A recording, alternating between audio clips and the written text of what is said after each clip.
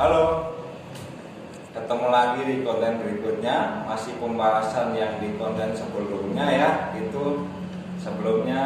Dan tetap salam kupas tuntas segala masalah tentang cicak hijau ya, bersama Om Adi Kota. Nah, ini kan kita melanjutkan bahasan dari konten pertama ya, gitu. Dan mau melanjutkan, sebelumnya ada yang ditanyakan dari Mas Kolik nih. Jadi gini Om, banyak orang yang udah mengikuti gitu dalam set power ini gitu. Tapi masih ada yang keliru nih Om, dari cara pemberian jangkrik. Ada yang orang ngasihnya itu burung dari pagi itu jangkrik dulu nih, apa pisang dulu gitu. Iya. Nah itu pemberian apa set power itu yang benar itu yang gimana Om? Nah, emang sih gini ya, udah banyak sebetulnya laporan dari saya yang juara udah banyak banget sebetulnya ya, yang pada berhasil lah gitu sih, yang ngerasain udah banyak gitu kan. Tapi kan gini, untuk bermain jangka panjang itu kan perlu step-stepnya gitu ya.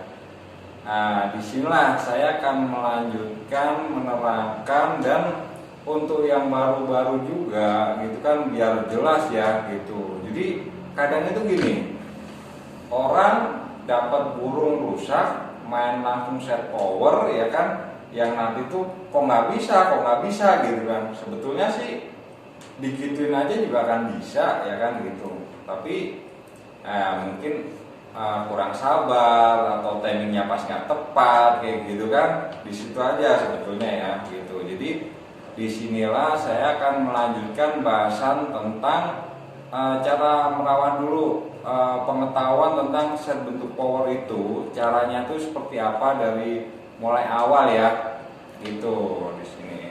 Jadi gini, ya, set bentuk power untuk awal itu untuk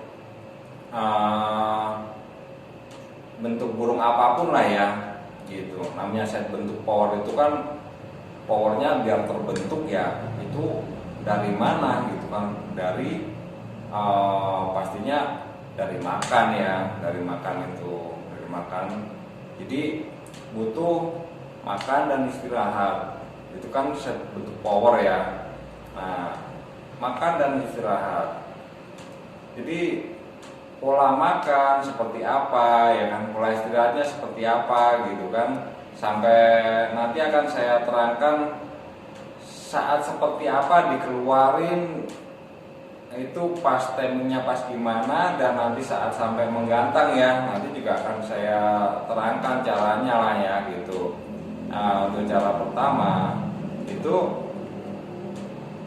pemberian jangkrik untuk awal bentuk set power ya gitu. Kadang kita nemuin burung yang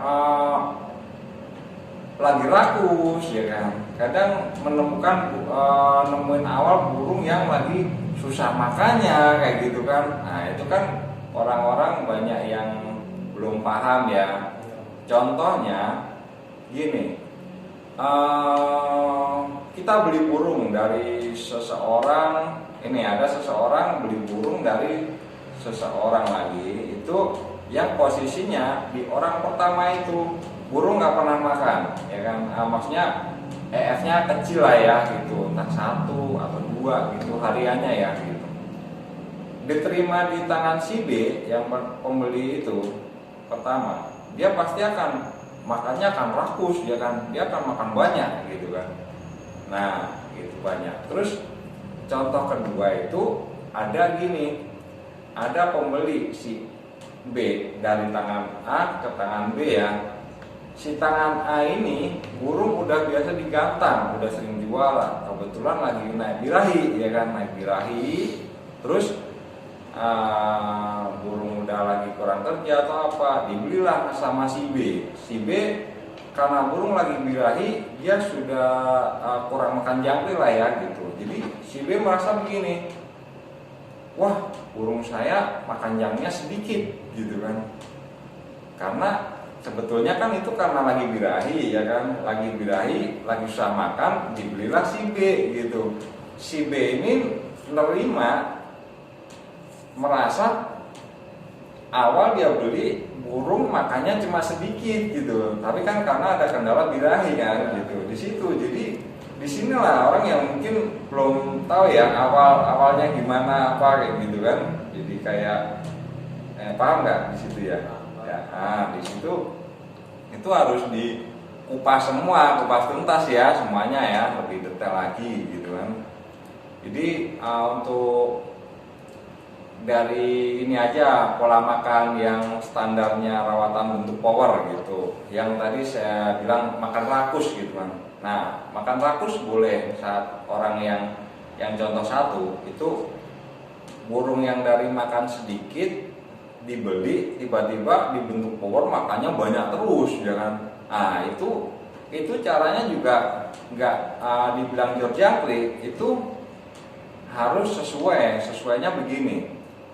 Otomatis kita emang makannya jor ya kan, tapi kita ngelihat patokannya pisangnya ya kan, pisangnya dimakan nggak bagus nggak gitu ya, maksudnya ya nggak harus bersih ya, pokoknya makan pisangnya bagus kan ketahuan ya, kelihatan ya kan, makannya bagus gitu. Makan jangkriknya bagus tapi makan pisangnya juga itu balance gitu, jadi seimbang dia, untuk bentuk power dia seimbang lah, disitulah ya. Itu untuk poin pertama untuk rawatan bentuk power ya kan. Itu hati-hati tuh, kita lihat disitulah gitu. Kalau itu poin pertama ya kan.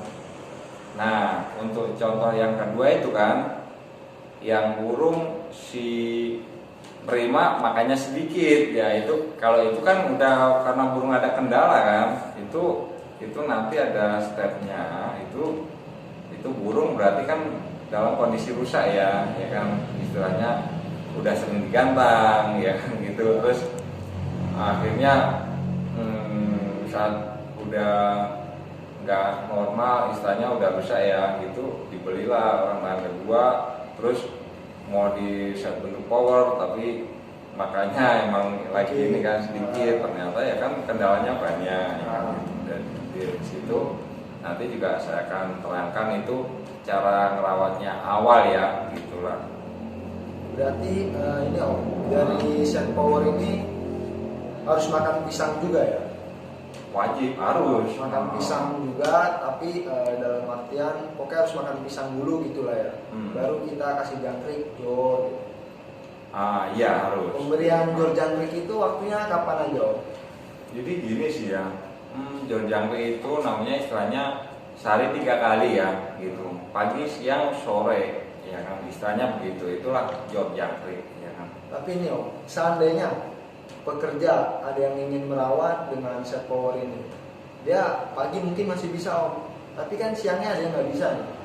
Paling ketemunya nanti sore. Nah itu nanti juga akan saya terangkan caranya ya. Tapi kan ini kita masih di ini ya, tetap di cara ngerawatnya bentuk power dulu ya kayak gitu kan. Kalau itu bisa juga gitu, saya praktekin bisa juga kayak gitu kan, orang yang gitu walaupun jor pagi sama jor sore, tapi nanti kalau mau main tetap pagi siang terus gantang ya kan, gantang nanti pulang sampai rumah kasih makan lagi sorenya udah kayak gitu kan, seperti itu. Nanti balik lagi ke pagi sore, tapi porsinya pasti banyak. Kalau cuma pagi sore itu lebih lah ya, lebih banyak kayak gitu.